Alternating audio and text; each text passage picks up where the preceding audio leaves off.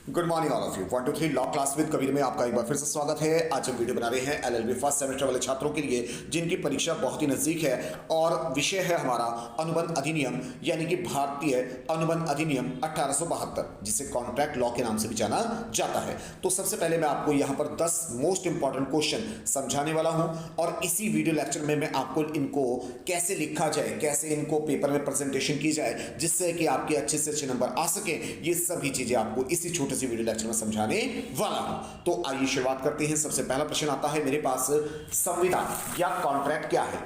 भारतीय संविदा अधिनियम, भारतीय संविदा अधिनियम की धारा 2J संविदा वह है, भारतीय अनुबंध अधिनियम या भारतीय संविदा अधिनियम की धारा 2J के अंतर्गत संविदा को परिभाषित किया गया है। संविदा में दो या दो से अधिक व्यक्तियों के मध्य, संविदा में दो या दो से अधिक व्यक्तियों के मध्य कुछ करने का अधिकार या कुछ न करने के दायित्व का सृजन किया जाता है। संविदा एक ऐसा करार है जो विधि द्वारा परिवर्तनीय है, अर्थात वे करार जो विधि द्वारा परिवर्तन नहीं होते वे संविदा नहीं कहे जा सकते। अब इस बात को सरल शब्दों में समझ लीजिए कि भारतीय अनुबंध अधिनियम की धारा 2J के अंतर्गत कॉन्ट्रैक्ट को परिभाषित किया गया है। इसके अंतर्गत यह बताया गया है जब दो व्यक्ति आपस में किसी कार्य को करने या न करने का विचार रखते हैं और एक दूसरे की सहमति प्रदान करते हैं तो उनके बीच जो अनुबंध बनता है, जो समझौता हो जाता है, उसे संविदा कहा जाता है। एक वैध संविदा के लिए यह आवश्यक है कि वह विधि की नजर में अवैधानिक नहीं होना चाहिए, यानी विधि द्वारा परिवर्तनीय होना चाहिए। अब देखते हैं इसके बारे में नोट्स क्या कहते हैं हमारे। संविदा अधिनियम 1872 की धारा 10 के अनुसार, संविदा अधिनियम 1872 की धारा 10 के अनुसार एक करार को विधि द्वारा परिवर्तनीय बनाने के लिए निम्नलिखित तत्वों का होना आवश्यक है। यानी कि अगर हम एक कॉन्ट्रैक्ट को, एक वैलिड कॉन्ट्रैक्ट को परिभाषित करें तो उसमें निम्नलिखित बातों का होना आवश्यक होता है। नंबर 1, कम से कम दो पक्षकारों का होना। जाहिर सी बात है, अगर मान लीजिए आप देखें तो किसी भी कार्य को करने के लिए कम से कम दो तत्वों की आवश्यकता होती है। मान लीजिए मैंने वीडियो बनाई और आप वीडियो देख रहे हैं तो कहीं ना कहीं हमारा जो एक उद्देश्य है वो सफल हो रहा है। तो किसी भी काम को करने के लिए कम से कम दो पक्षकारों का होना आवश्यक होता है। नंबर 2, करार करने वाले पक्षकार करार करने में सक्षम होने चाहिए, यानी कि अनुबंध वही व्यक्ति कर सकते हैं जिसमें अनुबंध करने की यानी एग्रीमेंट करने की क्षमता होती है। जैसे कि मान लीजिए कोई नाबालिग यानी 18 साल से कम की आयु का बालक या बालिका वो अनुबंध करने में सक्षम नहीं होता। इसके अलावा अगर कोई पागल मंदबुद्धि व्यक्ति है तो उसके साथ भी किया गया अनुबंध अमान्य होता है, उसको भी शून्य माना जाता है। नंबर 3, पक्षकारों के मध्य स्वतंत्र सहमति। अगर हमारे बीच में कोई समझौता हुआ है तो उसमें दोनों पक्षों का स्वतंत्र होना आवश्यक है। किसी भी व्यक्ति को डरा धमका के अगर हम उस पर स्वीकृति प्राप्त कर भी लेते हैं तो उसे स्वतंत्र सहमति नहीं माना जा सकता। नंबर 4, करार का उद्देश्य विधिपूर्ण होना चाहिए, यानी कि विधि में केवल उन्हीं अनुबंधों को परिवर्तनीय कराया जा सकता है जो कि एक वैधानिक उद्देश्य के साथ किए गए हो।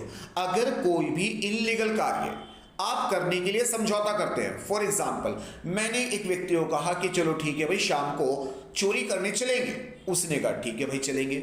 मैं अपना शाम को हथियार लेकर रस्सी वस्सी लेकर तैयार हो गया और मैं उसकी प्रतीक्षा कर रहा हूं कि वो आएगा तो हम चोरी करने चलेंगे, पर वो आता ही नहीं है। तो आप बताइए क्या मैं उस ऐसी दशा में, जबकि वो मेरे कहने से नहीं आया तो उसने कहीं ना कहीं अनुबंध का पालन तो नहीं किया, तो क्या मैं उसके लिए वाद प्रस्तुत कर सकता हूं? बिल्कुल नहीं, क्योंकि अगर मैं ये कंप्लेंट लेकर पुलिस में जाता हूं कि भैया हमने तय किया था कि हम चोरी करेंगे और ये टाइम से आया नहीं, तो पहले पुलिस क्या कहेगी कि भैया पहले तो आप ही बैठ जाओ क्योंकि चोरी का प्लान तो आप ही का था, ठीक है ना, या आप दोनों की आपसी रजामंदी थी तो भी आप इसमें ही दोषी माने जाओगे। तो यानी कि करार का उद्देश्य विधिपूर्ण यानी वैधानिक होना चाहिए। नंबर 5, करार के लिए वैध प्रतिफल होना चाहिए, यानी कि प्रतिफल किसे कहेंगे, वैसे तो आने वाला क्वेश्चन है हमारा तीसरे नंबर पे आ जाएगा, पर फिलहाल मैं आपको इन शॉर्ट बता देता हूं कि मान लीजिए आपने कहीं ट्यूशन लगाई तो जो अध्यापक आपको पढ़ाते हैं बदले में कुछ ना कुछ फीस चार्ज आपसे कर रहे हैं, तो जो फीस उनको प्राप्त हो रही है वो उनका प्रतिफल है, और उस फीस को देने के बदले जो आपको शिक्षा मिल रही है, जो ज्ञान प्राप्त हो रहा है, वो आपके लिए प्रतिफल है। तो यानी कि संविधान में केवल उन्हीं अनुबंधों को मान्यता दी जाती है जो कि दोनों पक्षकारों के लिए वैध प्रतिफल प्रदान करते हैं। नंबर 6, करार विधि द्वारा शून्य घोषित ना हो, यानी ऐसा कोई भी कार्य नहीं होना चाहिए जो विधि द्वारा शून्य, यानी कि जिसको लागू किया ही ना जा सकता हो। इसके बाद आते हैं अगले प्रश्न, स्वतंत्र सहमति। अब यहां दो शब्द आ रहे हैं सर, स्वतंत्र यानी कि बिना किसी डर भाव के, सहमति यानी रजामंदी। जब कोई व्यक्ति हमारे सामने किसी कार्य को करने या ना करने का विचार इस उद्देश्य से प्रस्तुत करता है कि हम उस पर अपनी सहमति दे दें, तो इसे प्रस्ताव कहा जाएगा, और जब हमने उसको स्वीकार कर लिया तो वो हमारी सहमति कहलाएगी।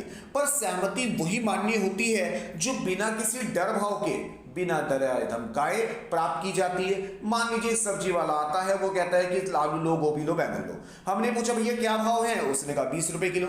हमने ठीक है भाई 1 किलो दे दो, तो उसने हमें आलू दे दिए और हमने बदले में उसको 20 रुपए दे दिए। तो यह दोनों ही स्वतंत्र है।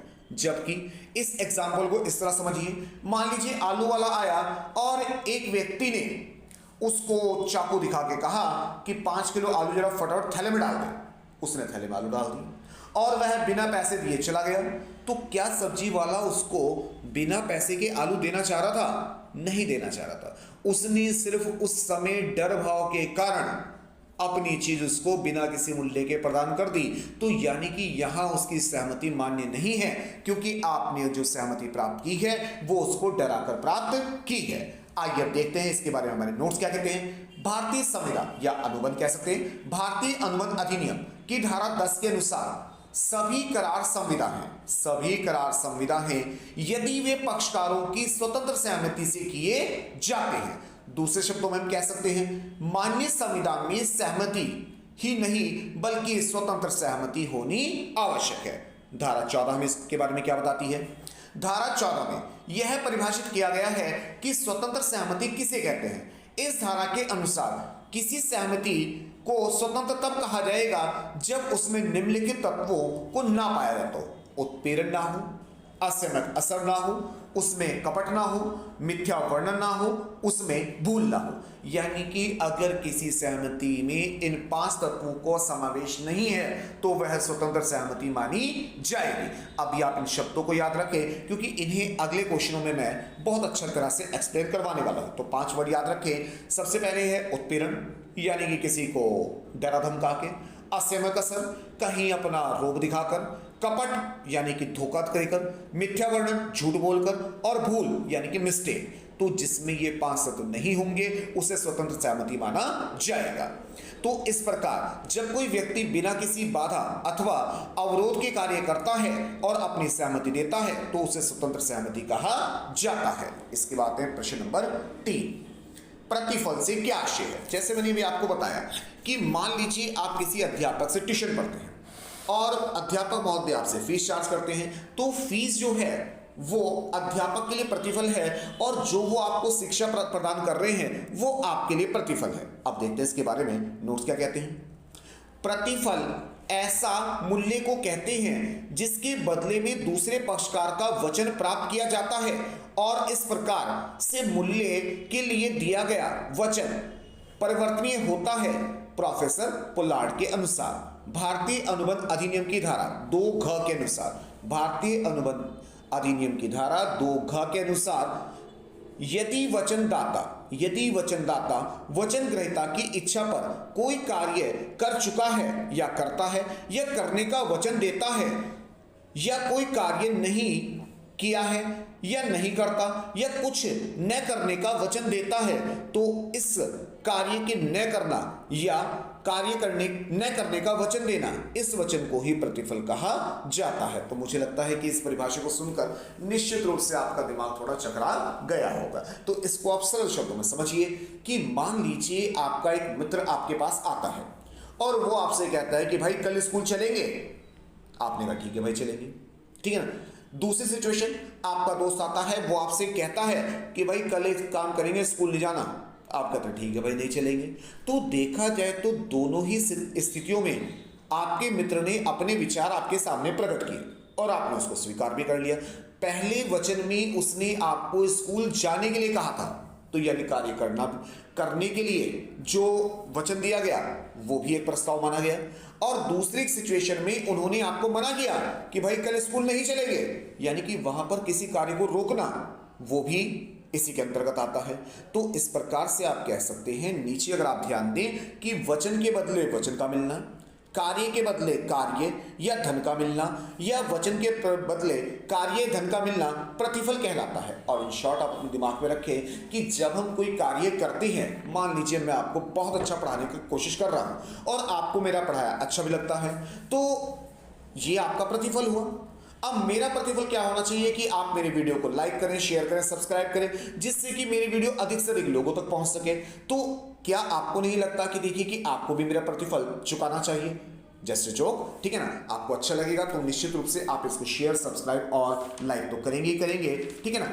और नहीं करेंगे तो भी कोई बात नहीं है, क्योंकि मैं अपना फर्ज पूरी ईमानदारी से पूरा कर रहा हूं और मुझे लगता है कि आज नहीं तो कल सबको ये चीजें अच्छी लगनी शुरू हो जाएंगी। आइए इसके बाद आते हैं अगले प्रश्न पर। असीमित असर क्या कहते हैं?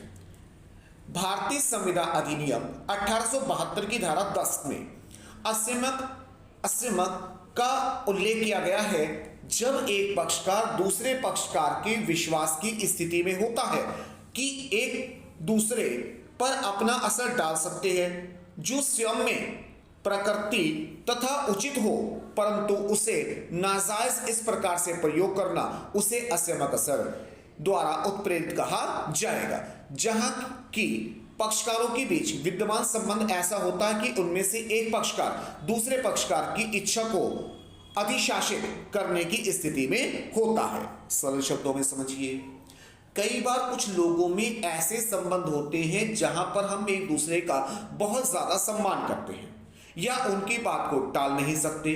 फॉर एग्जाम्पल, आपके कक्षा अध्यापक आपके पास आते हैं और आपको कहते हैं कि बेटा ऐसे ऐसे काम है और ये काम तो आपको करना ही पड़ेगा।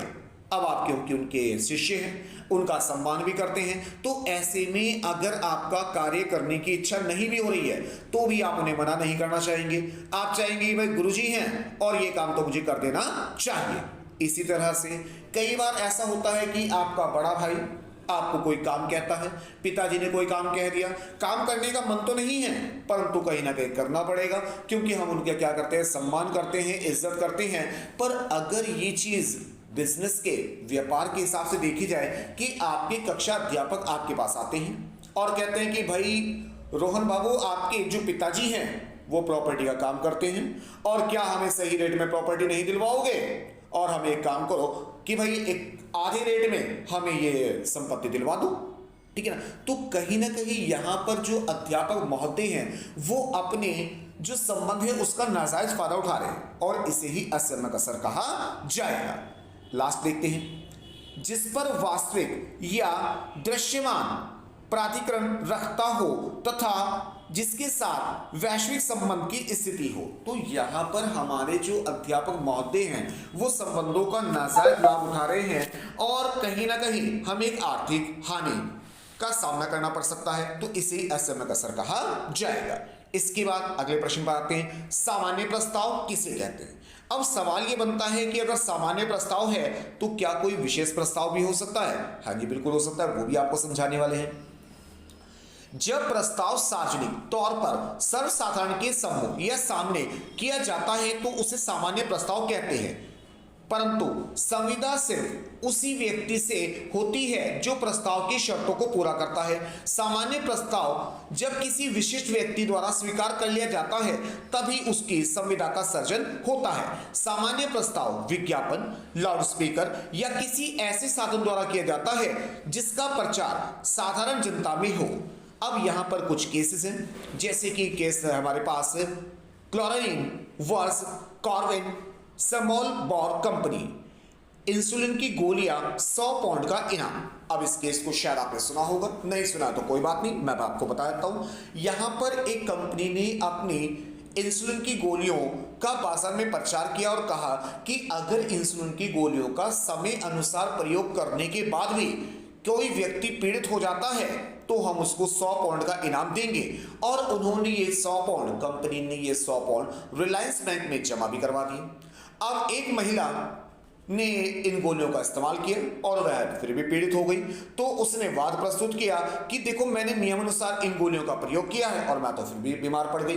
तो अब कंपनी ने कहा कि भाई हमें क्या पता कि आपने इन गोलियों का सही तरह से इस्तेमाल किया है या नहीं किया है। तो यहां पर न्यायालय ने निर्णय दिया क्योंकि आपने यह सार्वजनिक रूप से घोषणा की थी और आप इसके बारे में कहीं ना कहीं सीरियस थे, आप वास्तव में इस चीज को एक्सेप्ट कर रहे थे, तो इसी वजह से आपने बैंक में पैसे जमा करा दिए थे। तो अब इस महिला को निश्चित रूप से यह इनाम मिलना चाहिए क्योंकि उसने गोलियों का सही प्रकार से प्रयोग किया या नहीं किया, यह देखना तो आपका कार्य था। और आपने संविदा के समय तो ऐसी कोई शर्त रखी ही नहीं थी कि जब इस्तेमाल किया जाए तो वह आपको बताया जाए या किस प्रकार से आपको उसकी जानकारी प्राप्त होगी, इस बारे में आपने कोई भी जानकारी प्रदान नहीं की थी। इसके बाद है लक्षण पे। सामान्य प्रस्ताव एक साथ जन साधारण के सामने रखा जाता है, यानी कि जो सामान्य प्रस्ताव होता है वो सार्वजनिक रूप से, यानी उसे कोई भी एक्सेप्ट कर सकता है। साधारण भाषा में आप समझिए कि मान लीजिए आपने अपनी दुकान के बाहर बैनर लगा दिया बाय वन गेट वन, यानी कि एक खरीदे एक पाए मुफ्त। अब कोई भी व्यक्ति आकर एक वस्तु खरीद सकता है और आपको उसके साथ दूसरी वस्तु उसको प्रदान करनी पड़ेगी। आप ये नहीं कह सकते कि भाई ये प्रस्ताव आपके लिए नहीं था। अगर वो प्रस्ताव उसके लिए नहीं था तो फिर आपने सार्वजनिक रूप से बैनर को लगाया ही क्यों था? फिर आप उसको एक काम करते, बैनर को मत लगाते। जब कोई व्यक्ति आपकी दुकान के अंदर आता उसको बताते कि भाई आपको मैं एक के साथ एक सिम फ्री दूंगा या नहीं दूंगा। पर अगर आपने इसका लिखित रूप से प्रचार किया है तो यह जो प्रस्ताव है यह सार्वजनिक माना जाएगा। नंबर 2, यह वास्तव में प्रस्ताव तथा प्रस्ताव का निमंत्रण दोनों रूपों में देखा जा सकता है। अब ये आने वाले क्वेश्चन में पढ़ेंगे प्रस्ताव क्या है और प्रस्ताव का निमंत्रण क्या है। तो प्रस्ताव मैं आपको बता चुका हूं, जब हम अपनी बात किसी दूसरे के सामने रखते हैं तो उसे प्रस्ताव कहा जाएगा। प्रस्ताव का निमंत्रण क्या है? जब हम लोगों के सामने अपने विचार इस तरह से रखते हैं कि भाई आप लोग हमारे से चीज खरीदने के लिए अपना प्रस्ताव दें, तो उसे प्रस्ताव का निमंत्रण कहा जाएगा। तो इन शॉर्ट आप समझ सकते हैं कि जो विज्ञापन किया जाता है वो प्रस्ताव का निमंत्रण है, और जब व्यक्तिगत रूप से किसी के सामने कोई बात रखी जाती है तो उसे प्रस्ताव कहा जाता है। नंबर 3, कोई भी व्यक्ति प्रस्ताव की शर्तों को पूरा करके उस प्रस्ताव को स्वीकार कर सकता है। मान लीजिए आपने, जैसे कि मैंने बताया कि बाहर बैनर लगा रखा, एक व्यक्ति आता, उसने एक से सिलेक्ट की और एक उसके साथ और ली और उसने आपको बिल काटने के लिए कहा। आपने कहा भैया 2 पीस हो गए, तो वो आपको क्या कहेगा कि नहीं सर मैंने तो एक खरीदा है, एक तो जो फ्री मुझे मिलने वाला है वो मैंने छांट लिया है। तो क्योंकि आपने बाहर लिखा हुआ था, अब निश्चित रूप से उसने 2 वस्तुओं का चयन किया, एक वो खरीद रहा है और एक वो वस्तु है जो आप उसको साथ में फ्री ऑफ कॉस्ट प्रोवाइड करने वाले हैं। नंबर 4 पर आते हैं।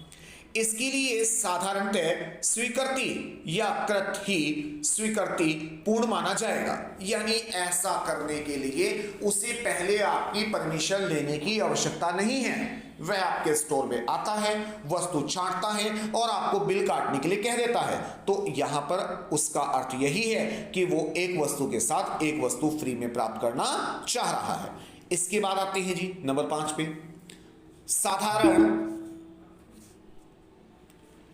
साधारण प्रस्ताव सामूहिक होते हैं या व्यक्तिगत नहीं। तो जो साधारण प्रस्ताव होता है या सामान्य प्रस्ताव होता है वो पूरे ग्रुप के सामने रखा जाता है, किसी एक या 2 व्यक्तियों के सामने नहीं रखा जाता। यानी अगर आपने कोई विज्ञापन किया है तो कोई भी व्यक्ति उस विज्ञापन की शर्तों के अनुसार अपनी सहमति या प्रस्ताव आपको दे सकता है और शर्तों को पूरा करके वस्तु को प्राप्त भी कर सकता है। इसके बाद आते हैं अगले प्रश्न पर। सैम मिश्रित संविदा यानी कॉन्टिजेंटल कॉन्ट्रैक्ट। सैम मिश्रित संविदा को अधिनियम 1872 की धारा 31 के अंतर्गत परिभाषित किया गया है। सैम मिश्रित संविदा वह संविदा है जो ऐसी संविदा से संपरिवर्तनीय घटना के घटित होने या न होने पर की जाती है। ऐसी संविदा किसी अनिश्चित संप्रेक्षित घटना के घटित होने या न होने पर आधारित होती हैं। अब इसको पहले साधारण शब्दों में समझिए। मान लीजिए मैंने किसी व्यक्ति की गारंटी ले ली और वह व्यक्ति अपना उस दुकान से माल लाता रहता है, ठीक है ना। अगर वह अपना सामान का भुगतान यानी जो पैसे उसने देने हैं अगर वो समय से भुगतान करता रहे तो समझिए मेरी कोई जिम्मेदारी है ही नहीं। पर अगर वो व्यक्ति समय से भुगतान नहीं करता तो ऐसी दशा में जिस व्यक्ति के सम्मुख मैंने वो गारंटी ली है यानी जिस व्यक्ति को मैंने विश्वास दिलाया था कि अगर ये भुगतान नहीं करता तो मैं आपको पैसे दूंगा, तो क्या वो मुझसे पैसे मांगने नहीं आएगा? बिल्कुल आएगा सर। वो आपसे कहेगा कि भैया गारंटी तो आपने ली थी, आपके कहने से मैंने सामान दिया है और अब इसका भुगतान तो आप ही मुझे कर देंगे। अब जीवन बीमा को छोड़कर बीमा से संबंधित सभी संविदा सम्मिश्रित संविदा हैं, क्योंकि जीवन बीमा एक निश्चित घटना के घटित होने पर परिवर्तनीय है।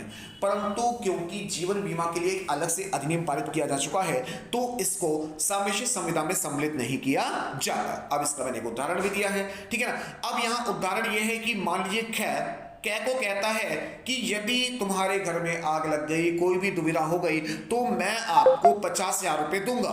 तो ऐसी दशा में आप कह सकते हैं कि यहां पर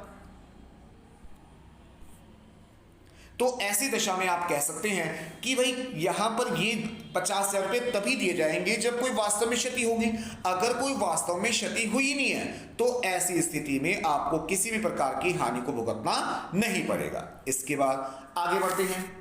शून्य संविदा यानी कि वॉइड कॉन्ट्रैक्ट। शून्य संविदा एक ऐसी संविदा है जिसका विधि की दृष्टि में कोई प्रभाव नहीं होता, यानी ऐसे कार्य जो कानून की दृष्टि में मान्य नहीं है, जिन्हें आप कानून द्वारा लागू नहीं करवा सकते। ऐसी संविदा के अंतर्गत किसी भी प्रकार के दायित्व का सृजन नहीं होता। शून्य संविदा विधि के अंतर्गत संविदा में किसी भी प्रकार के पक्षकारों द्वारा परिवर्तनीय नहीं कराए जा सकते। यहां यह उल्लेखनीय है कि शून्य संविदा शून्य या अपरिवर्तनीय होते हैं, परंतु ये संविदा अवैध नहीं होते। इनका प्रभाव यह है कि शून्य संविदा के अंतर्गत संप्रेषित करार परिवर्तनीय होते हैं, परंतु यह नियम सिर्फ उन्हीं संविधाओं पर लागू होता है जो समक्ष पक्षकारों के मध्य उत्पन्न होती हैं, जैसे बाजी लगाने की संविधा। आप इस क्वेश्चन को जरा ध्यानपूर्वक सरल भाषा में पहले समझिए। मान लीजिए दो व्यक्ति आपस में शर्त लगाते हैं कि जो जीतेगा वो दूसरे को जो हारेगा वो दूसरे को पार्टी देगा। अब ऐसा अनुबंध करना कोई गैर कानूनी तो नहीं है। कई बार आपने अपने मित्रों के साथ शायद ऐसा किया भी होगा, परंतु यह कानून द्वारा अपरिवर्तनीय है। मान लीजिए आपका दोस्त आपसे हार जाता है और उसके बाद आप उसे कहते हैं कि भाई अब तुम पार्टी दो, और वो मुकर जाता है। वो कहता है भैया कैसी पार्टी, मेरे पास तो पैसे ही नहीं है, ठीक है ना। तो क्या आप इस चीज के लिए कंप्लेंट कर सकते हैं? तो यहां पर आप कह सकते हैं कि दोनों जो छात्रों के बीच में, मित्रों के बीच में जो संविदा हुई थी वो गैर कानूनी तो नहीं है, परंतु कानून द्वारा परिवर्तनीय भी नहीं मानी जा सकती। आवश्यक द्वारा की गई संविदा एक ऐसी संविदा है जिसका एक पक्षकार संविदा करने में सक्षम है और दूसरा पक्षकार सक्षम नहीं है, तो इसे भी क्या कहा जाएगा? अपरिवर्तनीय संविदा कहा जाएगा। यानी कि जहां पर किसी व्यक्ति में अनुबंध करने की कोई क्षमता है ही नहीं और उसके साथ भी कोई संविदा कर लेते हैं तो इसे भी शून्य संविदा कहा जाएगा। इसके बाद आगे बढ़ते हैं। शून्यकरणीय संविदा।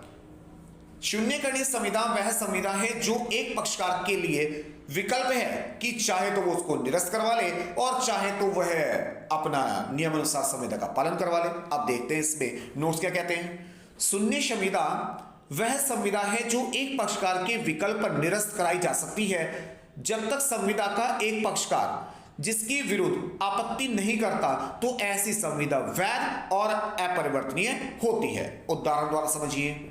उदाहरण के रूप में उत्पीड़न या प्रपीड़न के अंतर्गत प्राप्त सहमति के अंतर्गत की गई संविदा उस व्यक्ति के पास विकल्प है, चाहे तो वो निरस्त करवा सकता है जिसने सहमति उत्पीड़न के अंतर्गत प्राप्त की गई है। मान लीजिए आपने किसी व्यक्ति को डरा धमका कर उससे कोई सहमति प्राप्त कर ली।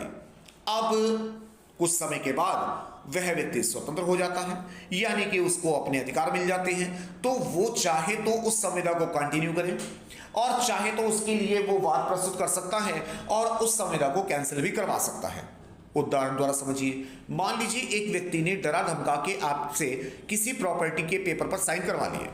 अब उस समय आप डरे हुए थे, आपने डर भाव में साइन कर दिए, पर जब आप वहां से आजाद हो जाएंगे, स्वतंत्र हो जाएंगे, तो आप इसकी चाहे तो पुलिस में कंप्लेंट कर सकते हैं और उस संविदा को रद्द करवा सकते हैं। और अगर आपको ऐसा लगता है कि यार कोई दिक्कत नहीं है, संविदा भले ही मुझे डरा धमका के कराई हो, पर था तो मेरा ही लाभ, पैसे तो मुझे अच्छे मिल रहे हैं, तो आप चाहें तो उसको कंटिन्यू भी कर सकते हैं। यानी कि अब आप दोनों में अंतर समझिए, शून्यकरण क्या है और शून्य संविदा क्या है। शून्य संविदा वो है जो कि कानून की दृष्टि में कोई मान्यता नहीं रखती, जिसको परिवर्तन कराया ही नहीं जा सकता। शून्यकरण संविदा क्या है? जहां एक पक्षकार चाहे तो संविदा को कंटिन्यू कर ले और चाहे तो उसको निरस्त कर दे। इसी तरह से आप इसमें एक एग्जांपल डाल सकते हैं कि नाबालिग के साथ अगर आपने कोई संविदा की है और अगर नाबालिग को लगता है कि यह तो उसके फायदे का सौदा है, तो वो इसे कंटिन्यू कर सकता है। और अगर नाबालिग के साथ कुछ गलत हो रहा है तो ऐसी दशा में नाबालिग के पास यह अधिकार है कि वह उस संविदा को रद्द भी करवा सकता है। तो मेरे ख्याल से आपको ये बात समझ में आ गई होगी। इसके बाद अगले प्रश्न पर तथ्य की भूल। अब अगर आप ध्यान दें तो अभी अभी आपका इससे पहले जो पेपर हुआ है आईपीसी का हुआ है, उसमें भी तथ्य की भूल और विधि की भूल को परिभाषित किया गया था। तो भारतीय अनुबंध अधिनियम में भी तथ्य की भूल को स्वीकार किया गया है, जबकि जो विधि की भूल है उसको यहां पर स्वीकृति प्रदान नहीं की गई है। बस यहां पे सेक्शन चेंज हो जाएंगे तो सेक्शंस आपको याद रखने पड़ेंगे, अर्थ लगभग वही है। और आइए इसको पढ़कर देखते हैं। जहां किसी करार के दो पक्षकार करार के लिए सारभूत किसी तथ्य के बारे में भूल के अधीन है तो वहां करार शून्य है। धारा 20 ऐसी स्थिति में लागू होता है जहां करार का निर्माण तो होता है लेकिन करार के पक्षकार ऐसे तथ्य के बारे में भूल करते हैं जो करार के लिए आवश्यक एवं मृतभूत है। भारतीय अनुबंध अधिनियम 1872 की धारा 20, 21 और 22 में इसका वर्णन किया गया है। धारा 20 के अनुसार दोनों पक्षों की ओर से भूल, 21 में विधि की भूल। अब विधि भारतीय भी हो सकती है और विदेशी विधि भी हो सकती है।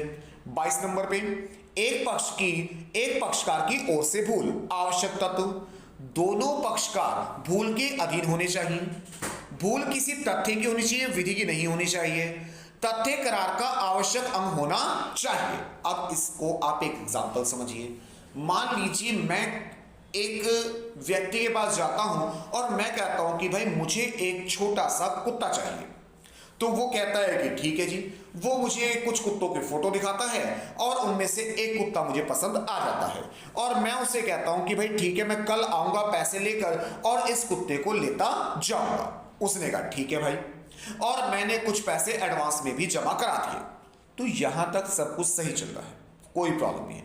मुझे कुत्ता पसंद है, मैं उसको लेना भी चाह रहा हूं और जाहिर सी बात है पैसे भी देना चाह रहा हूं। और जो व्यक्ति दूसरा है वो कुत्ता बेचना चाह रहा है और उसने भी मेरे से रेट तय कर लिया है। अब मैं कल जब उसके पास कुत्ता लेने जाता हूं तो पता चलता है कि कल रात को वह कुत्ता तो मर गया और उस व्यक्ति को भी इस बारे में अभी तक कोई जानकारी नहीं थी कि जो कुत्ता था, जो उसके फार्म हाउस पे कुत्ता था, वो मर चुका है। तो इसे तथ्य की भूल कहा जाएगा। और ऐसी स्थिति में मैं उसको किसी भी प्रकार से वाद उत्पन्न नहीं कर सकता। मैं उसे ये नहीं कह सकता कि भाई तुमने तो मुझे धोखा दिया, क्योंकि वास्तव में वह मुझे धोखा नहीं देना चाह रहा था सर, पर कहीं ना कहीं उसको भी इस बारे में जानकारी नहीं थी कि भाई उसका कुत्ता मर चुका है। तो इसे तथ्य की भूल कहा जाएगा और इसके अंतर्गत अब यह अनुबंध को पूरा किया ही नहीं जा सकता। आगे बढ़ते हैं। इसके बाद आते हैं विनिर्दिष्ट अनुतोष। अब यहां थोड़ा शब्द मैंने आई थिंक सही पढ़ा है, एक बार दोबारा देखते हैं। विनिर्दिष्ट अनुतोष किसी संविदा के भंग होने पर व्यथित पक्षकार को दो विकल्प होते हैं। अगर मान लीजिए मैंने किसी व्यक्ति के सामने से कोई अनुबंध किया है, कोई चीज मैंने, मान लीजिए अभी कुत्ते वाली बात पे आ जाते हैं। मान लीजिए मैंने उसके साथ एग्रीमेंट किया कि मैं 5,000 रुपये में तुम्हारा कुत्ता खरीदूंगा और मैंने उसको 1,000 रुपये एडवांस भी दिए थे, पर यहां पर कुत्ता जो है मर गया, ठीक है ना। अब जाहिर सी बात है वो जो मरा हुआ कुत्ता है वो तो दिया नहीं जा सकता। तो ऐसी स्थिति में मेरे पास दो विकल्प हैं कि या तो मैं उसे कहूं कि भाई जो मेरे पैसे हैं वो वापस कर दूं, या फिर मैं उसे कहूं कि नहीं मुझे तो इसी तरह का कुत्ता चाहिए और तुम कहीं और से अरेंज करके दो, पर मुझे वो कुत्ता उसी नस्ल का कुत्ता, उसी रंग का चाहिए, तो इसे ही विनिर्दिष्ट अनुतोष कहा जाएगा। अब देखते हैं इसके बारे में नोट्स क्या कहते हैं। किसी संविदा के भंग होने पर व्यथित पक्षकार को दो विकल्प दिए जाते हैं। प्रथम यह है कि संविधान भंग से व्यथित पक्षकार यह मांग करे कि संविदा का हूबहू पालन कराया जाए, या संविदा भंग होने के फलस्वरूप वादों की जो क्षति के लिए प्रतिकर या क्षतिपूर्ति कराई जाए। यानी कि या तो मैं कहूंगा कि भाई मेरे पैसे वापस करो एज इट इज, ठीक है ना, या फिर मुझे साथ का कुत्ता ला के दो। जहां पक्षकार वादी संविदा को भंग करने वाले पक्षकार से यह चाहता है कि संविदा की शर्तों के अनुसार यथावत पालन किया जाए, तो उस परिस्थिति को कहा जाएगा कि संविदा का विनिर्दिष्ट पालन किया जा रहा है और उससे उपचार की मांग की गई है। यदि वादी उपचार के रूप में वही वस्तु प्राप्त करता है जिसका वह अधिकारी है, तो इसे विनिर्दिष्ट उपचार कहा जाएगा। आवश्यक लक्षण: जब वादी क्षति का मूल्य नहीं बल्कि संविदा को पूर्ण कराने की इच्छा रखता है। मान लीजिए कोई पेंटिंग है, अब किसी पेंटर ने कोई मुझे पेंटिंग दिखाई, हमारे बीच में मोल भाव तय हो गया, ठीक है ना। अब मैंने कहा ठीक है भाई पेंटिंग कल लेकर जाऊंगा, और पता चला कि उसने वो पेंटिंग किसी और को बेच दी। अब ऐसे में मैं कह सकता हूं कि नहीं भैया मुझे पैसे वापस नहीं चाहिए, मुझे तो वही पेंटिंग पसंद है और मैं उतने में ही लूंगा जितने मैंने उसके लिए रेट या मूल्य तय किया है। तो यहां मैं क्षतिपूर्ति नहीं चाह रहा, मैं चाह रहा हूं कि अनुबंध को एज इट इज पालन किया जाए, तो इसे भी विनिर्दिष्ट पालन ही कहा जाएगा। नंबर 2 पर आते हैं। संविदा उसी रूप में पूर्ण होनी चाहिए जैसे कि निर्धारित थी। मैं तो चाहता हूं कि मुझे वही पेंटिंग मिले और एज इट इज मिले। नंबर 3, संविदा को पूर्ण करना असंभव ना हो। अब पहले केस में जब मैंने कुत्ते वाले से बात की थी तो वो कुत्ता मर चुका है, तो यानी कि उस संविदा को एज इट इज तो पूरा किया नहीं जा सकता। अगर वो मुझे उस तरह का दूसरा कुत्ता भी ला कर देगा तो कहीं ना कहीं कुछ तो परिवर्तन हुआ है ना सर, क्योंकि बिल्कुल सेम कलर का, सेम साइज का, उसी नस्ल का कुत्ता एक आज मिल जाए तो यह थोड़ा सा कठिन कार्य है। यानी कि अगर कार्य को करना असंभव है तो विनिर्दिष्ट पालन नहीं किया जा सकता। नंबर 4, संविदा प्रारंभ से शून्य ना हो, यानी कि कार्य कोई भी अवैधानिक नहीं होना चाहिए, यानी ऐसा कार्य नहीं होना चाहिए जो विधि द्वारा परिवर्तनीय हो। तो यहां पर मैंने आपको 10 मोस्ट इंपॉर्टेंट क्वेश्चन कंप्लीट करवाए हैं। इसी वीडियो में अब हम आगे कंटिन्यू कर रहे हैं लॉन्ग क्वेश्चन, ठीक है ना। तो हमारे साथ जुड़े रहें। 1 2 3 लॉ क्लास विद काव्य। तो आइए टू बी कंटिन्यू, अब शुरुआत करते हैं हम लॉन्ग क्वेश्चन से। तो सबसे पहले हमारे पास लॉन्ग क्वेश्चन आता है, प्रस्ताव से क्या आशय है। लक्षण प्रस्ताव के निमंत्रण में क्या अंतर है। यानी कि यहां पर हम 3 बातों पर डिस्कशन करने वाले हैं। प्रस्ताव से क्या आशय है, प्रस्ताव के लक्षण बताएंगे, प्रस्ताव और प्रस्ताव के निमंत्रण को किस प्रकार से एक दूसरे से अलग किया जा सकता है। तो शुरुआत करते हैं प्रस्ताव से। जब कोई व्यक्ति किसी कार्य को करने या न करने की इच्छा आपके सामने इस उद्देश्य से प्रस्तुत करता है कि आप उस पर अपनी सहमति प्रदान कर दें। मान लीजिए कोई मित्र आपके पास आता है और वह कहता है कि चलो भाई बाजार चलते हैं, फिल्म देखने चलते हैं, ठीक है ना। तो ऐसे में वो क्या चाह रहा है कि आप उस पर रजामंदी दे दें। तो जब हम किसी व्यक्ति के सामने अपने विचार इस उद्देश्य के साथ प्रस्तुत करते हैं कि वह उस पर अपनी सहमति, अपनी रजामंदी प्रदान कर दे, तो उसे प्रस्ताव कहा जा सकता है। तो प्रस्ताव का जो उद्देश्य होता है वो हमेशा सामने वाले की सहमति प्राप्त करना होता है। प्रस्ताव को अंग्रेजी में प्रपोजल कहा जाता है। तो अब आप इस चीज को अच्छे तरह रिलेट कर सकते हैं कि प्रपोजल जो रखा जाता है वो सहमति प्राप्त करने के उद्देश्य से ही रखा जाता है। अब जो प्रस्ताव होते हैं वो लिखित या मौखिक हो सकते हैं। प्रस्ताव लिखित, मौखिक या कृत्य के रूप में भी हो सकते हैं। तो कई बार हम कुछ लोगों को लिख कर बात कहते हैं, कुछ कर हम बोलकर कहते हैं, और कई बार हमारे कार्यों से ऐसा प्रतीत होता है कि हम उनसे ये अपेक्षा रख रहे हैं। अब यहां पर लिखित आपको समझ में आ गया, मौखिक आ गया, कृत्य क्या है। मान लीजिए एक दुकानदार जोर जोर से आवाज लगा रहा है कि आलू 10 रुपए किलो, आलू 10 रुपए किलो, आलू 10 रुपए किलो। तो वो उसका जो कृत्य है वो क्या चाह रहा है कि लोग बाग उसके पास आए और कहें कि हाँ भाई ठीक है, हमें भी 5 किलो आलू दे दीजिए, हमें भी 2 किलो आलू दे दीजिए, तो यहां पर वह किसी व्यक्तिगत रूप से किसी को नहीं कह रहा, पर कहीं ना कहीं जो उसका कार्य है, जो वो सब्जी बेचने के लिए आवाज लगा रहा है, तो उसका जो कार्य है वो इसीलिए है कि लोग उसके पास सब्जी खरीदने के लिए आ जाए। तो यानी कि जो प्रस्ताव है वो कृत्य के रूप में भी हो सकता है। भारतीय अनुबंध अधिनियम 1872 की धारा 2A के अनुसार, भारतीय अनुबंध अधिनियम 1872 की धारा 2A के अनुसार, जब एक व्यक्ति किसी कार्य को करने या न करने की इच्छा ऐसे प्रतीत करता है या ऐसे दूसरे व्यक्ति के सामने रखता है कि सामने वाला व्यक्ति उस पर अपनी अनुमति प्रदान कर दे, तो इसे ही प्रस्ताव कहा जाता है। प्रस्ताव करने वाले को वचनदाता और प्रस्ताव पर स्वीकृति प्रदान करने वाले को वचन ग्रहीता कहा जाएगा। यानी जिस व्यक्ति के सामने कोई बात रखी गई है तो वह तो वचनदाता है, और जिसने उस पर स्वीकृति प्रदान की है उसे वचन ग्रहीता कहा जाएगा। आगे बढ़ते हैं। उदाहरण, यदि ए अपनी गाय बी के सामने बेचने का विचार रखता है और वह भी उद्देश्य से कि बी उसका क्रय कर ले, तो इसे ए द्वारा रखा गया प्रस्ताव कहा जाएगा। मान लीजिए मैं आपसे कहता हूं कि मैं अपनी मोटरसाइकिल बेचना चाहता हूं, तो यहां पर मैं क्या चाह रहा हूं कि या तो आप कहें कि हाँ ठीक है चलो मैं खरीद लूंगा, या आप किसी और व्यक्ति को मुझसे मिलवा दें जो उसको खरीदना चाहे। तो कहने का मतलब क्या है, जब हम अपने विचार किसी दूसरे व्यक्ति के सामने रखते हैं और वह भी इस उद्देश्य से कि सामने वाला उस पर अपनी सहमति प्रदान करे, तो इसे प्रस्ताव कहा जाएगा। वैध प्रस्ताव के आवश्यक तत्व धारा 2A के अनुसार, नंबर 1, एक व्यक्ति अपनी इच्छा दूसरे व्यक्ति के सम्मुख प्रस्तुत करे। मन की बात मन में रखना प्रस्ताव नहीं है। जब तक अपने विचार आप सामने वाले के सामने प्रस्तुत नहीं करेंगे तो बताइए वो अपनी सहमति कैसे दे सकता है। मान लीजिए एक व्यक्ति है, अपनी रेहड़ी पर कुछ सब्जियां लेकर चले जा रहा है, ठीक है ना। वह उनके लिए ना तो कोई आवाज लगा रहा है, ना ही उसने उनको शो कर रखा है, बल्कि किसी कपड़े से ढक रखा है। तो हमें कैसे पता चलेगा कि भाई ये सब्जी बेच रहा है? तो कहने का मतलब क्या है, जब हम अपने विचार किसी के सामने प्रस्तुत करेंगे तभी उस पर सहमति मिल सकती है। नंबर 2, इच्छा का उद्देश्य, जो प्रस्ताव है उसका उद्देश्य क्या होना चाहिए? सहमति प्राप्त करना होना चाहिए। मान लीजिए किसी व्यक्ति ने दुकान खोली, आप उसकी दुकान पर पहुंचे कि भैया यह सामान कितने का है। अगर वो कहता है मुझे सामान बेचना ही नहीं है, तो फिर आप क्या कहोगे कि भाई फिर दुकान बंद कर ले।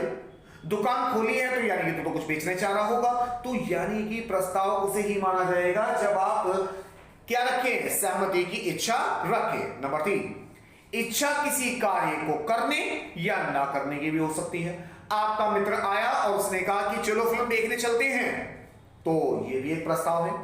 या उसने आपके पास आके कहा कि भाई कल स्कूल नहीं जाएंगे, तो ये भी एक प्रस्ताव है। नंबर 4, इच्छा या विचार सद्भावना और निवेदन के रूप में रखा जाना चाहिए। यानी कि किसी को डरा धमका के, चाकू वाकू दिखा के आपने कहा चला भाई मेरे साथ जरा चल रहे हैं, तो हो सकता है वो आपके साथ चला जाए, पर उसकी इच्छा तो नहीं थी, वो जाना तो नहीं चाह रहा था, ठीक है ना सर। तो इस तरह से हम कह सकते हैं कि एक वैध प्रस्ताव वही है जो निवेदन या सद्भाव के साथ दूसरे के सामने प्रस्तुत किया जाए। इसके बाद इच्छा को व्यक्त करने का तरीका लिखित हो सकता है, मौखिक हो सकता है, या आपके आचरण द्वारा, आपके कार्यों द्वारा भी हो सकता है। इसके बाद है प्रस्ताव का निमंत्रण। जैसे हम अपना विज्ञापन करते हैं, अपनी दुकान के बाहर बैनर लगा दिया, तो इसे प्रस्ताव नहीं कहा जाएगा, ये बल्कि प्रस्ताव के लिए निमंत्रण है। यानी कि मान लीजिए हमने बाहर बोर्ड लगा दिया कि कबीर कोचिंग सेंटर अंग्रेजी बोलना सीखे, तो ये हमारा एक विज्ञापन है। ये जन साधारण के सामने रखा गया, इसे कोई भी पढ़ सकता है। इसको पढ़कर कोई भी व्यक्ति वहां से नंबर नोट करके मुझे कॉल कर सकता है, मेरे ऑफिस में आके मुझसे मिल भी सकता है और मुझे कह सकता है कि भाई हम अंग्रेजी सीखना चाह रहे हैं। तो अब उसने प्रस्ताव रखा, मैंने कहा ठीक है भाई सिखा देंगे, तो मैंने उस पर सहमति दे दी। तो प्रस्ताव और प्रस्ताव के निमंत्रण में क्या अंतर है वो आप समझिए।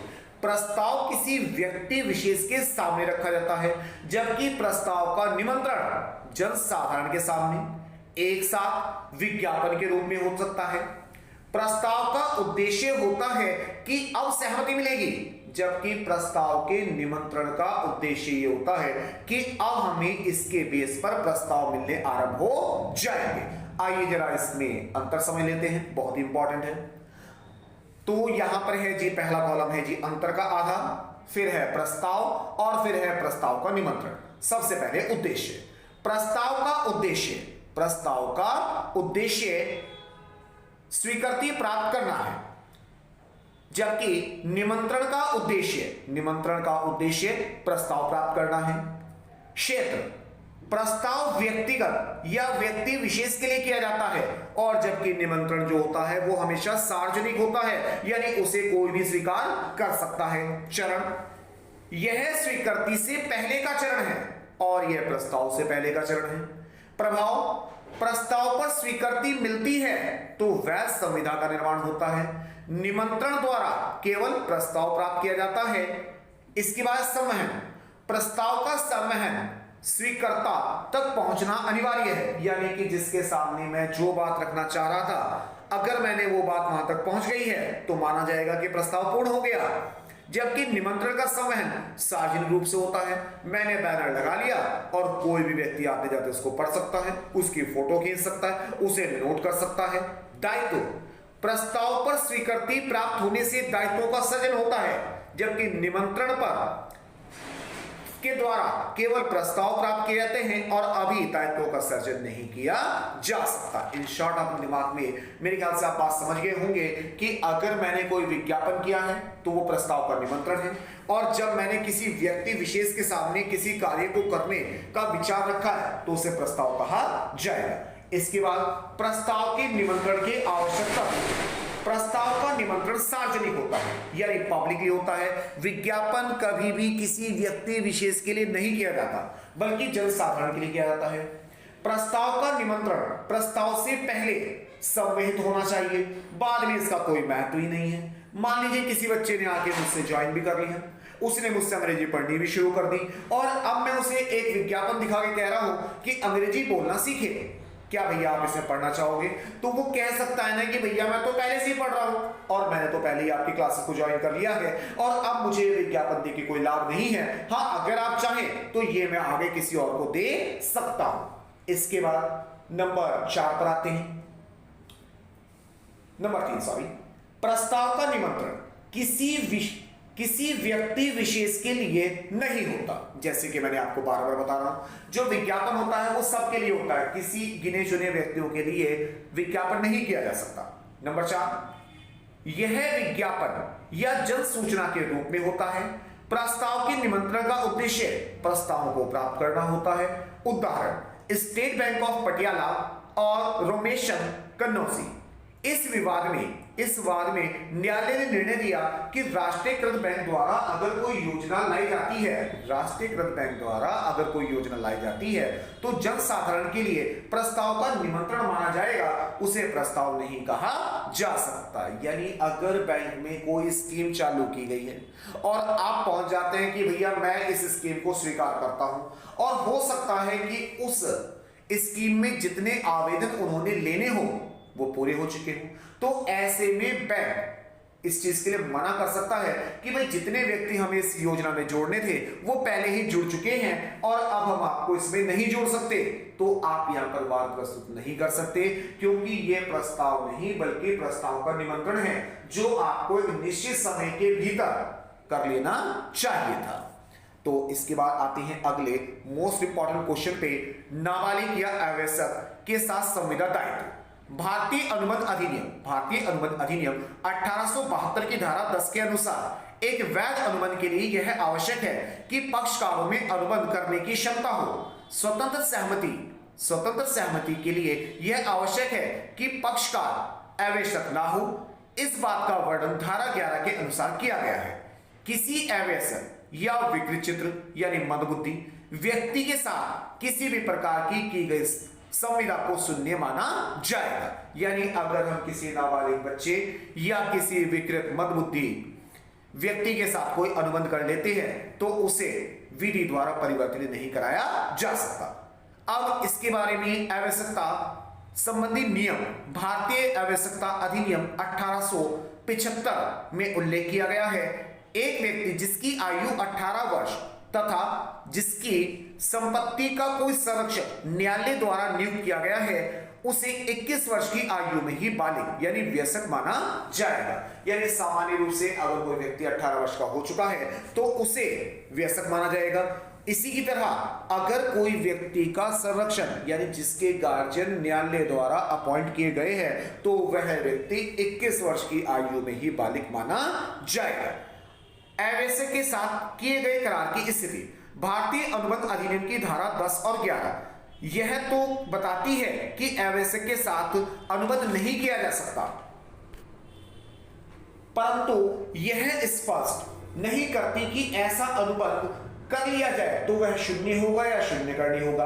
तो यहां पर एक बहुत ही फेमस केस है मोहर बीवी वर्स धर्मोदास घोष। इस वाद में न्यायालय ने निर्णय दिया कि नाबालिग के साथ किया गया करार प्रारंभ से ही शून्य माना जाएगा। इस नियम के अपवाद नंबर 1, यदि किसी अनुबंध के अंतर्गत अवयस्क के साथ दायित्वों को पूरा कर दिया है, यानी कि अगर अवयस्क ने जो कार्य करना था वो पूरा कर दिया है तो दूसरा पक्षकार यह नहीं कह सकता कि मैं अब कार्य पूरा नहीं करता क्योंकि सामने वाला पक्षकार तो नाबालिग है। तो ये बात तो भाई आपको पहले भी नजर आई थी वो नाबालिग है, ठीक है ना। तो यानी कहने का मतलब क्या है कि अगर नाबालिग ने अपने दायित्वों को पूरा कर लिया है तो सामने वाले पक्षकार को भी अपने दायित्वों को पूरा करना ही होगा। नंबर 2, यदि संविदा अवयस्क के हित या लाभ में हो ऐसा कोई कार्य जिसमें नाबालिग का लाभ हो, जिस प्रकार एक साझेदारी फर्म में सभी साझियों की सहमति से एक नाबालिग को साझी बनाया जा सकता है परंतु उसके दायित्वों को तब भी सीमित ही रखा जाएगा। यानी कि लाभ में तो उसका पूरा हिस्सा रहेगा पर हानि की दशा में जो उसकी पूंजी है उससे ज्यादा वो हानि सहन नहीं कर सकता। नंबर 3, अवयस्क द्वारा सेवा संविदा। यदि एक अवयस्क ने सेवा संविदा हेतु कोई संविदा की है और उसके परिणाम के बारे में अंग्रेजी विधि के अनुसार उसे पूर्ण कराया जा सकता है परंतु भारतीय विधि के अनुसार अवयस्क को बाध्य नहीं किया जा सकता। अब अंग्रेजी विधि यह कहती है कि अगर आपने कोई नाबालिग व्यक्ति को काम पर रख लिया है और आप उसको पे कर रहे हैं तो आप उससे कार्य करवाएंगे क्योंकि उसने उसका भुगतान ले लिया है, परंतु भारतीय विधि कहती है कि नाबालिग के साथ किया गया ऐसा अनुबंध मान्य नहीं है और आप उसको कार्य के लिए बाध्य नहीं कर सकते। इसके बाद आते हैं अगले प्रश्न पर, संविदा का उन्मोचन। अब उन्मोचन का मतलब होता है कंप्लीट करना। अगर मान लीजिए मैंने आपसे कोई सामान खरीदने का प्रस्ताव रखा, आपने कहा ठीक है भाई ले लो, मैंने आपको पैसे दे दिए, आपने मुझे सामान दे दिया, बात खत्म हो गई, तो इसे संविदा का उन्मोचन कहा जाएगा। अब इसके अलावा भी क्या कोई और तरीका हो सकता है कार्य को पूरा करने का? आइए वो इस प्रश्न में देखते हैं। नोट्स हमारे क्या कहते हैं। मान्य संविदा होने के बाद पक्षकारों में प्रतिज्ञाओं का पालन करने का दायित्व आता है। प्रतिज्ञा पालन के बिना पक्षकार अपने दायित्व से मुक्त नहीं हो सकते। प्रतिज्ञा पालन से उन्मुक्ति का एक तरीका है, अन्य तरीके भी हो सकते हैं जिससे पक्षकार अपने दायित्व से मुक्त हो सकते हैं तथा संविदा का उन्मोचन हो सकता है। अब इसके बारे में हमारे पास है जी, एंस के अनुसार संविदा उन्मोचन के 5 तरीके हैं। तो एंस ने हमें जो है टोटल 5 तरीके बताए हैं जिससे कि किसी संविदा को पूर्ण किया जा सकता है। नंबर 1, पालन द्वारा। बड़ी जाहिर सी बात है कि मान लीजिए आपने सामान खरीदा, आपने पैसे दे दिए, दोनों पक्षों ने अपने अपनी जिम्मेदारी को पूरा किया और संविदा का पालन हो गया। नंबर 2, पालन की असंभावना द्वारा उन्मोचन। जैसे मैंने आपको स्टार्टिंग में उदाहरण बताया था कि मैंने कुत्ता खरीदने के लिए प्रस्ताव रखा, कुत्ता मर गया, तो अब वो कुत्ता तो खरीदा ही नहीं जा सकता, ठीक है ना। मान लीजिए किसी से कोई गाड़ी खरीदनी है और उस गाड़ी का एक्सीडेंट हो गया, तो जाहिर सी बात है अब एक्सीडेंटल गाड़ी को मैं क्यों खरीदूंगा भाई, मैंने तो अपना पैसे देकर सही सलामत गाड़ी खरीदने का जो था अनुबंध किया था। नंबर 3, पारस्परिक करार द्वारा। कई बार लोग आपस के समझौतों द्वारा भी, आपसी सहमति के द्वारा भी करार को निरस्त कर सकते हैं। इसके बाद संविदा भंग द्वारा। अब ये है तो गैर कानूनी, पर कहीं ना कहीं एक मात्र तो ये भी है कि मैंने अपना काम कर दिया और सामने वाला अपने कार्य करने से मुकर गया, तो कहीं ना कहीं संविदा तो बीच में रह गई ना, अधूरी रह गई। इसके बाद है नंबर 5, विधि के नियमों द्वारा उन्मोचन। कई बार कुछ व्यक्ति दिवालिया हो जाते हैं, उन्होंने न्यायालय में जाके आवेदन किया और वहां उन्हें दिवालिया घोषित कर दिया गया। अब जिस व्यक्ति का उन्होंने भुगतान करना है तो उसको भुगतान करने से वो मुक्त हो गए, क्योंकि न्यायालय ने उनको यह सहमति दे दी कि अब आप इन दायित्वों का भुगतान करने के लिए बाध्य नहीं रहेंगे। तो आइए इन पांचों दशाओं को अलग अलग समझ लेते हैं। नंबर 1, संविदा पालन द्वारा धारा 37 के अनुसार जिस कार्य को करने के लिए पक्षकारों ने प्रतिज्ञा की है और उसका पालन किया जाए, तो पालन की प्रस्तावना करता है तो इसे प्रतिज्ञा ग्रहिता नहीं करता तो उसे अपने दायित्वों से मुक्त हो जाता है। तो अब आप समझिए बात को। मान लीजिए आपने किसी चीज को खरीदने के लिए बोला, आपने उसको खरीदा, पैसे दिए, तो संविदा का पालन हो गया। नंबर 2, संविदा के भंग के द्वारा धारा 39, जब संविदा का एक पक्षकार संविदा पालन करने से इनकार कर देता है तो दूसरा पक्षकार स्वयं ही उससे मुक्त हो जाता है। मान लीजिए एक बच्चे ने मुझे कहा कि सर मैं कल से ट्यूशन आ जाऊंगा। मैंने कहा ठीक है भाई आ जा, बहुत अच्छी बात है, सबको आना चाहिए, ठीक है ना। अब मैं कल अपना समय से कोचिंग पहुंच गया पर वो नहीं आया, ठीक है जी। दूसरे दिन भी नहीं आया, मैंने 1-2 दिन उसके इंतजार करी, फिर मैंने भी उस समय में किसी और को बुला लिया। अब मान लीजिए वो मेरे पास 2-4 बार आता है और कहता है कि सर पढ़ा दो, तो अब उसको पढ़ाना या ना पढ़ाना मेरी इच्छा पर निर्भर करता है। मैं उससे कह सकता हूं कि भाई देखो मैंने जब आपको समय दिया था आप नहीं आए और मैंने तो आपकी वेट भी करी सर, अब मैं इस समय दूसरे व्यक्ति को समय ले लिया है तो अब मैं आपको नहीं पढ़ा पाऊंगा, या तो कोई दूसरा समय ले लीजिए या फिर आप कोई दूसरी ट्यूशन की तलाश कर लीजिए। नंबर 3 पर आते हैं जिसके बाद संविदा पालन असंभव होना धारा 56 के अनुसार जिस समय संविदा का सर्जन हुआ उसका पालन करना पूर्ण रूप से संभव था, लेकिन परिस्थितियों के कारण पालन असंभव हो गया है, तो कहा जाएगा कि संविदा विफल हो गई है और पक्षकार अपने दायित्व से उन्मुक्त हो गए हैं। यानी कि जब मैं दुकान पर कुत्ता खरीदने गया था तो उस समय तो कुत्ता मुझे पसंद आया, मैंने उसको देखा और मैंने कहा ठीक है भाई कल लेकर जाएंगे इसको, ठीक है ना। अगले दिन जब मैं लेने गया तो वो कुत्ता मारा जा चुका है, मर गया, बीमार हो गया रात में, ठीक है ना। तो क्या अब संविदा का पालन किया जा सकता है? नहीं किया जा सकता।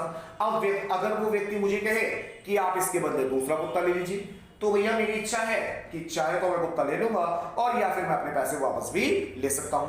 अब इसके लिए केस है रॉबिन्सन वर्स एलिसन, पियानो वाले का। अब यहां पर एक पियानो बजाने वाले को अपॉइंट किया गया कि भाई हमारे यहाँ एनुअल फंक्शन है और आप यहाँ पर आके पियानो बजा देना। पर उस एनुअल फंक्शन से पहले ही उस फैक्ट्री में, उस स्थान में, उस कार्यालय में आग लग जाती है। तो क्या आप पियानो वादक वहां पर जाकर कहेगा कि मेरे से पियानो बजवा लो? तो वो व्यक्ति क्या जवाब देगा कि यार मेरी तो फैक्ट्री जल गई, सारा कुछ नाश हो चुका है और तू मुझे पियानो सुनाकर क्या करेगा?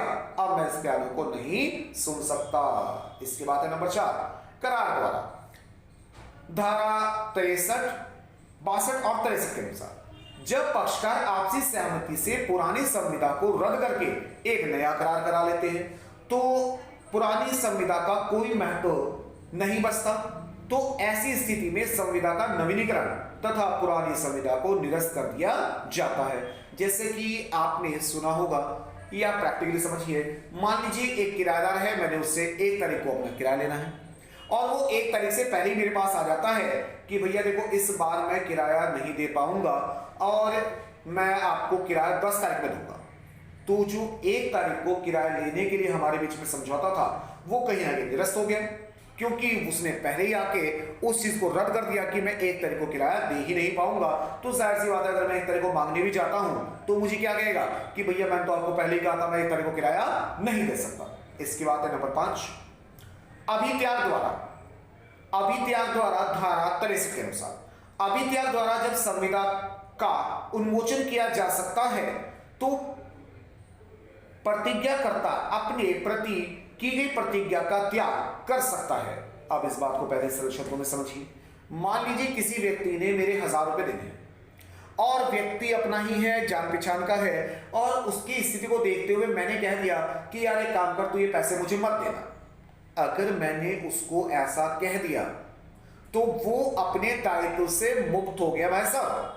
अब मान लीजिए कुछ दिन के बाद उसके पास पैसे आ जाते हैं और मैं उसे कहता हूं कि ला भाई मेरे 1000 रुपए दे दे, तो अब वो मुझे कह सकता है कि भैया आपने तो कहा था कि आप पैसे मत दे, तो अब मैं इन पैसों को देने के लिए बाध्य नहीं हूं। तो कहने का मतलब क्या है, जब कोई व्यक्ति अपने अधिकारों का त्याग कर देता है तो उसे अभित्याग कहा जाता है। इसके बाद आगे बढ़ते हैं। शून्यकरणीय संविदा का विघटन द्वारा, धारा 64, जब कोई व्यक्ति जिसके विकल्प पर कोई संविदा शून्यकरणीय है उसे विखंडित कर देता है तो दूसरे पक्षकार को भी उसमें अंत्य विभेदन किसी वचन जिसका वह वचन दाता है पालन करने की आवश्यकता नहीं होती, संविदा का उन्मोचन माना जाएगा। अब के समझिए। मोहर बीबी वास धर्मदास, नाबालिग के साथ किया गया अनुबंध शून्यकरणीय है नहीं बल्कि प्रारंभ से ही शून्य होता है। तो यानी कि अगर आपने किसी नाबालिग से कोई समझौता कर भी लिया है तो उसे आप किसी भी दशा में विधि द्वारा पूर्ण नहीं करवा सकते। इसके बाद है 7वें पॉइंट पे, विधि परिवर्तन द्वारा। यह संविदा उन्मोचन का एक महत्वपूर्ण तरीका है। विधि परिवर्तन से संविदा को 3 प्रकार से, विलय द्वारा, संविदा में परिवर्तन द्वारा या दिवालिया द्वारा। यानी कि अगर कोई व्यक्ति दिवालिया हो जाता है, अगर कोई व्यक्ति दिवालिया हो जाता है और न्यायालय उसे इस बात की अनुमति दे देता है कि भाई अब आप दायित्वों के भुगतान करने से मुक्त हो, तो ऐसे में अब कोई भी व्यक्ति उससे पैसा वसूल नहीं कर सकता। इसके बाद आगे बढ़ते हैं। प्रश्न संख्या आ गई हमारे पास। नेक्स्ट, संविदा का विनिर्दिष्ट पालन क्या है? ये हमने शॉर्ट में भी क्वेश्चन किया था, ठीक है ना। तो वहां भी मैंने आपको समझाने का प्रयास किया था कि मान लीजिए आपने तो अपनी तरफ से जो कार्य करना है वो कर दिया, आपने जो कार्य करना था वो उसे पूर्ण कर दिया, पर सामने वाला पक्षकार उस कार्य को भली भांति नहीं कर पा रहा, तो अब आपके पास 2 विकल्प हैं। या तो आप उसे कहें कि भाई क्षतिपूर्ति प्राप्त कर लें, और अगर आप चाहते हैं कि नहीं मैं क्षतिपूर्ति नहीं लूंगा बल्कि मुझे तो ये कार्य जैसे था वैसे ही पूरा करवाना है, तो इसे विनिर्दिष्ट पालन कहा जाएगा, यानी संविदा का विनिर्दिष्ट पालन कहा जाएगा। तो आइए देखते हैं इसके बारे में हमारे नोट्स क्या कहते हैं। संविदा के विशिष्ट अनुपालन से तात्पर्य संविदा में स्वीकृति शर्तों का यथावत पालन करने से है। संविदा के विनिर्दिष्ट पालन उसके अनुबंधों तथा शर्तों के अनुसार वास्तविक निष्पादन न करने संविदा भंग के लिए क्षतिपूर्ति या प्रतिकर के विपरीत होता है। यानी कि जहां पर हम कहते हैं हम पैसा नहीं लेंगे, हम क्षतिपूर्ति नहीं चाहिए, हमें जैसा हमारे साथ तय हुआ था वही कार्य आप हमारा संपन्न कर दीजिए। विनिर्दिष्ट पालन एक सामयिक अनुतोष है जिसे न्यायालय द्वारा संविदा के विघटन होने पर निर्णय के रूप में संविदा का यथावत पालन कराया जाता है। विनिर्दिष्ट अनुतोष अधिनियम 1963 की धारा 10 के अनुसार उन परिस्थितियों का उल्लेख करता है जिसमें संविदा का विनिर्दिष्ट पालन कराया जाता है। नंबर 1, क्षतिपूर्ति का निर्धारण न होने पाने पर। धारा 10 के अनुसार यदि एक पक्षकार द्वारा कार्य न करने पर दूसरा पक्षकार होने वाली हानि का आकलन कोई निर्धारित मापदंड ना हो तो ऐसी स्थिति में न्यायालय आदेश दे सकती है कि जो आपके बीच में तय हुआ था आप उसी कार्य को पूर्ण कीजिए। मान लीजिए मैंने कोई चीज पसंद है, मुझे, मैंने उसके लिए मूल्य निर्धारित किया, मैंने पैसा दिया कि लो भाई ये चीज तैयार कर दो, और वो चीज भली भांति वो नहीं बनाता, तो मैं कहूंगा कि नहीं मुझे सही चीज बना कर दो, मुझे ये चीज चाहिए। तो यानी कि ऐसी परिस्थितियां जहां पर एक पक्षकार ने तो अपने कार्यों को पूरा किया है परंतु दूसरा पक्षकार अपने कार्यों को पूर्ण नहीं करना चाहता और कहीं ना कहीं उसमें आनाकानी कर रहा है, तो ऐसे में न्यायालय के पास अधिकार है कि वह उसको उस कार्य को पूर्ण करने के लिए बाध्य कर सकता है। इसके बाद है नंबर 2, जहां आर्थिक प्रतिकर वसूल नहीं किया जा सकता। प्रतिवादी के दिवालिया हो जाने पर, प्रतिवादी के दिवालिया हो जाने पर एक ऐसा आधार है जहां यह संभावना नहीं है कि उससे प्रतिकर वसूल किया जा सके, तो ऐसी स्थिति में प्रतिकर वाली वसूली संभव नहीं है, तो संविदा का विनिर्दिष्ट पालन कराया जाएगा। अब इसके लिए केस है, यह है जी शशि वास बालाजी, और दिवालिया व्यक्ति। तो आप इस तरह से याद रख सकते हैं कि कोई दिवालिया व्यक्ति है, अगर उसने कोई कार्य करने का अनुबंध किया है और वो कहता है कि मुझसे इसके बदले भुगतान ले लेना, तो जाहिर सी बात है भाई, अगर तुम भुगतान नहीं दे पाते तो आप दिवालिया क्यों होते, तो अब आपको कार्य करना पड़ेगा। इसके बाद नंबर 3 पर आते हैं, जहां आर्थिक क्षतिपूर्ति या प्रतिकर पर्याप्त उपचार नहीं है, जहां न्यायालय इस बात से संतुष्ट है कि वादी द्वारा प्रदान की जा रही आर्थिक क्षतिपूर्ति या प्रतिकर पर्याप्त उपचार नहीं है, तो वहां न्यायालय को संविदा का विधिनिष्ठ पालन कराया जा सकता है। नंबर 1, भावनात्मक वस्तुएं। कुछ चीजें ऐसी होती हैं जिनके साथ हमारा व्यक्तित्व जुड़ा होता है। मान लीजिए आपकी कोई पुश्तैनी चीज है या कोई ऐसी चीज है जिसकी आप बहुत ही जिस पर विश्वास रखते हैं, ट्रस्ट रखते हैं, और कोई दूसरा व्यक्ति उसको तोड़ देता है, तो ऐसे में आपसे अगर वो कहे कि इसके बदले पैसे ले लो, तो आपको कहीं ना कहीं गुस्सा आएगा और आप कहेंगे कि मैं इसके बदले पैसे नहीं ले सकता, मुझे तो यही वस्तु ठीक करा कर दो, या इसी तरह की मुझे दूसरी वस्तु चाहिए। सीमित वस्तुएं, कुछ वस्तुएं ऐसी होती हैं जो सीमित मात्रा में होती हैं, जिनको बाजार से मूल्य देके प्राप्त नहीं किया जा सकता, तो ऐसी दशा में आप कह सकते हैं मुझे वस्तु ही चाहिए, मुझे पैसे नहीं चाहिए। दुर्लभ वस्तुएं, जिनको पाना कठिन या मुश्किल होता है। नंबर 4, व्यक्तिगत भावनात्मक वस्तुएं। तो बात घूम फिर कर वहीं आ रही है कि यानी कि जो वस्तु बाजार में साधारण रूप से पैसों से प्राप्त नहीं की जा सकती है, उसके लिए हम धन या क्षतिपूर्ति प्राप्त करना नहीं चाहेंगे। हम चाहेंगे कि हमें तो जो वस्तु है वही प्राप्त होनी चाहिए। निष्कर्ष, जहां दोनों पक्षकारों को यह आदेश दिया जाता है कि वे अपने अपने वचनों को पूर्ण करें और क्षतिपूर्ति पर्याप्त उपचार नहीं है, तो उसे विधिनिष्ठ पालन कहा जाएगा। तो मैंने आपको एक ही वीडियो में 10 मोस्ट इंपॉर्टेंट शॉर्ट क्वेश्चन और 4 मोस्ट इंपॉर्टेंट लॉन्ग क्वेश्चन समझाने का प्रयास किया। अगर आपको मेरा वीडियो अच्छा लगे, आपको मेरा प्रयास अच्छा लगे, तो प्रतिफल के रूप में मेरे चैनल को लाइक करें, शेयर करें, सब्सक्राइब करें। 1 2 3 law class with Kabir. Thank you.